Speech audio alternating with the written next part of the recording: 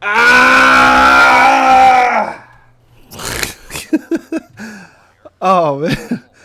Hopefully you like that intro there. And welcome back to the LJTV. And as always, leave a thumbs up and subscribe to the channel if you haven't.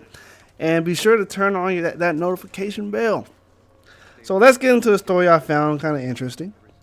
Your favorite civilian celebrity found himself back in court.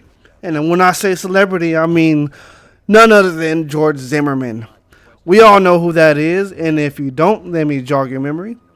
Let's say it was a dark and I think it was a dark, cold night on February 26, 2012 in Sanford, Florida, where George Zimmerman took it upon himself to murder Trayvon Martin in cold blood. And to pour more salt on that wound, all charges were dropped, and he got to walk off a free man. So, now that that's out of the way, here's the reason why he's back in court yet again.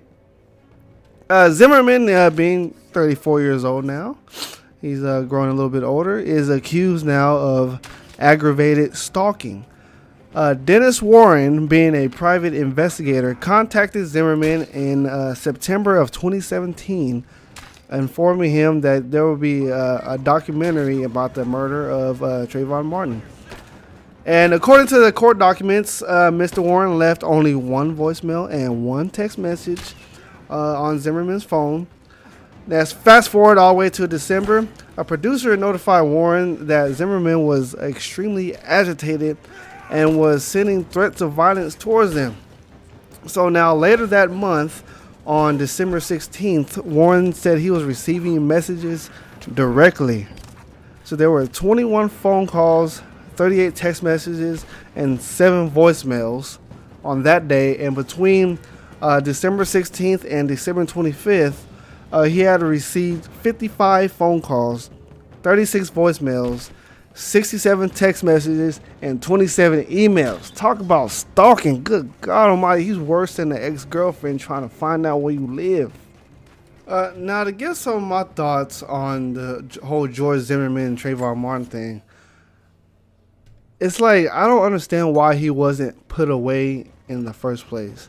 I know in Florida they have the what you call stand your ground law, where if you feel that you're threatened by somebody, you can use lethal force against them. But like most stories that we've heard, Trayvon Martin was unarmed. I think he was going to a relative's house, and he had his like hoodie on. And Zimmerman's a part of the whole neighborhood watch program, and how everything played out and ended up taking the young man's life. He was only 17 years old at the time, and he wasn't even considered an adult yet. And for George to get off scot-free like that, I always question the judicial system as to how in the world do people that murder other people, especially when they don't have a weapon, how in the world do they get off scot-free? Like, I do not get that. And that leads me to another story of the guy that was buying some Mentos at a convenience store, and the cop pulls out a gun on the customer, telling him to put it back, even though he just paid for it. And what these police stations do, or precincts, or whatever it is, they always say we're going to conduct an internal investigation. Now, how does an internal investigation work? How do you investigate yourself?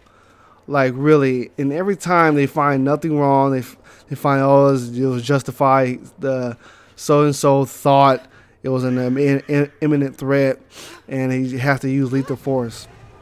I mean, wasn't there a time, like, I don't remember a time where there was a protocol if there's not like an imminent threat to your life. You have your nightstick, or you have your taser or something.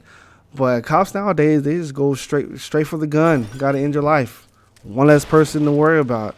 Like, what is with that? I want to know your thoughts on that. And lastly, I'm aware that it's Teacher Appreciation Week, and I would like to shout out to all the teachers out there for trying to make a difference in our children's lives, and some of them teaching useless information that we're never going to use.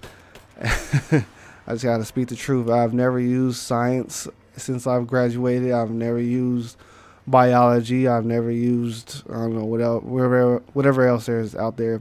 I haven't used math though. That was a great subject. That was my favorite subject actually. What's your favorite subject that you had in school, or if you're in school, what is your favorite subject to study? Mine was math, and what was it? I had a computer class too. I really enjoyed that one. In lunch and PE were my favorite subjects. So that'll do it for today. This is the LJTVs. Like I said at the beginning of the video, don't forget to hit the like button, subscribe if you haven't, turn on your notifications. I'll see you in the next video.